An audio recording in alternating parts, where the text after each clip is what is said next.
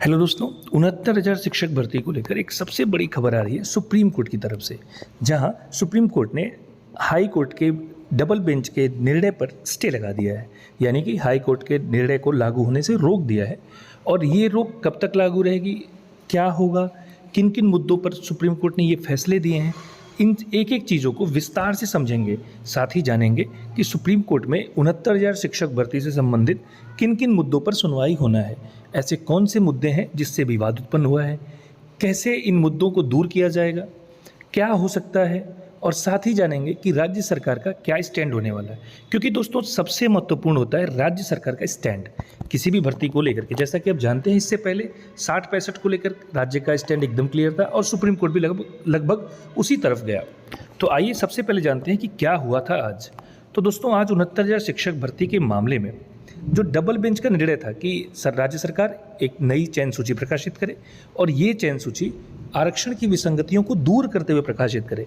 क्योंकि उन्होंने double bench ने कहा था कि इसमें आरक्षण संबंधित बहुत सारी विसंगतियां पाई गई हैं, जैसे कि 34,589 के बाद अनारक्षित वर्ग के अभ्यर्थियों का चयन, इस पर राज्य सरकार तो जवाब ही नहीं दे पाई। तो यही कारण था कि इन विसंगतियों को दूर करने के लिए हाईकोर्ट से कहा गया था। लेकिन राज्य सरकार ने अभी चयन सूची प्रकाशित नहीं की।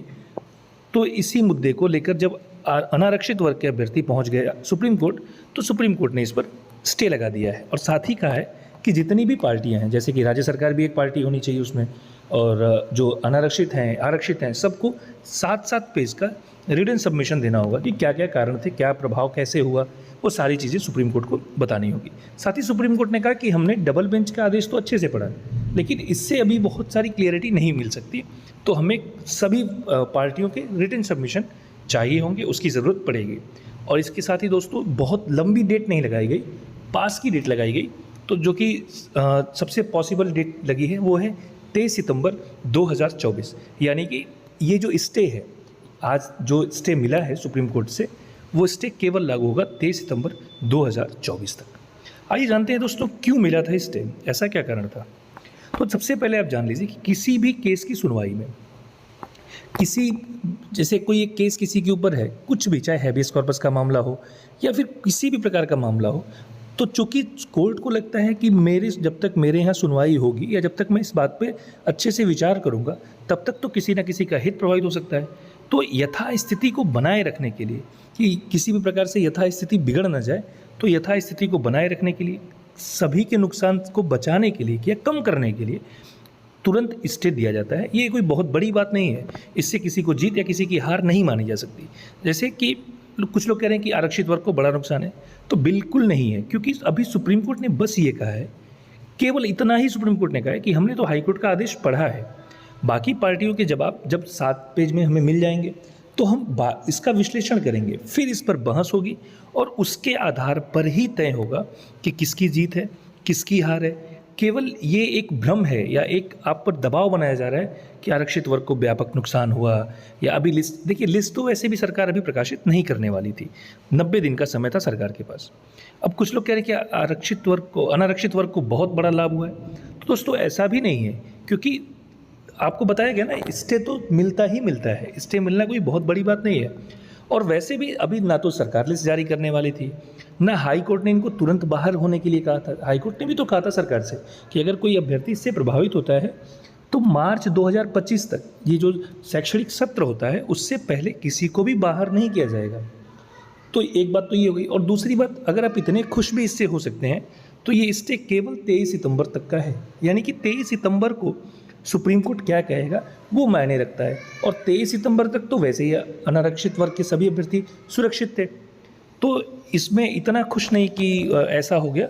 ये देखिए, अभी तो ये केवल सुनवाई का प्रथम चरण है।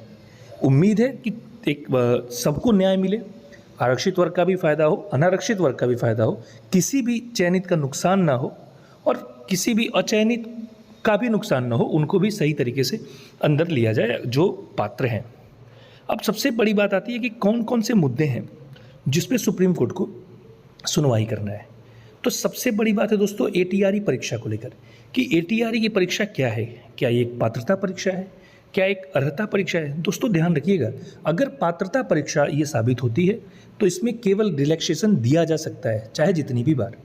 अगर ये अर्हता परीक्षा न साबित होकर के अगर ये रिक्रूटमेंट एग्ज़ाम परीक्षा साबित होती है, अगर इसको साबित किया गया कि परीक्षा रिक्रूटमेंट एग्ज़ाम है, तो इसमें डबल रिजर्वेशन का मामला सामने आएगा। देखिए, डबल रिलैक्सेशन तो आप दे सकते हैं, मल्टीपल रिलैक्सेशन दे सकते हैं, लेकिन रिजर्वेशन मल्टीपल नहीं दे सकते।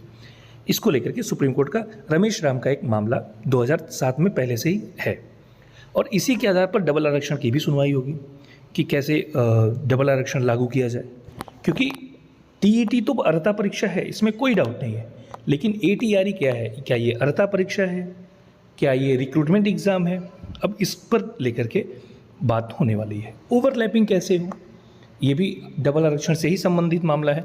एमआरसी को किस प्रकार से लागू किया जाए, क्योंकि हाई कोर्ट का आदेश अलग है, वहीं सुप्रीम कोर्ट का आदेश थोड़ा सा अलग था।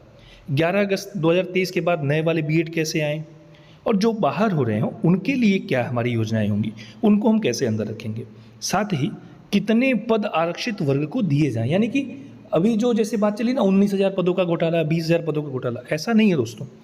19,000 पदों का घोटाला नहीं है, 7,149 पद तो हाई कोर्ट की डबल बेंच ने कहा है। अब वास्तविकता सुप्रीम कोर्ट से सामने आएगी, कितने पदों का घोटाला या कितने पदों की गड़बड़ी या विसंगति एमआरसी के कारण आई है। इसको घोटाला कहना भी मैं मानता हूँ कि गलत शब्द है, क्योंकि ये विसंगति है। एमआरसी के जो 68,500 का मुद्दा था, उसके निर्णय के आधार पर ये विसंगति उत्पन्न हुई थी।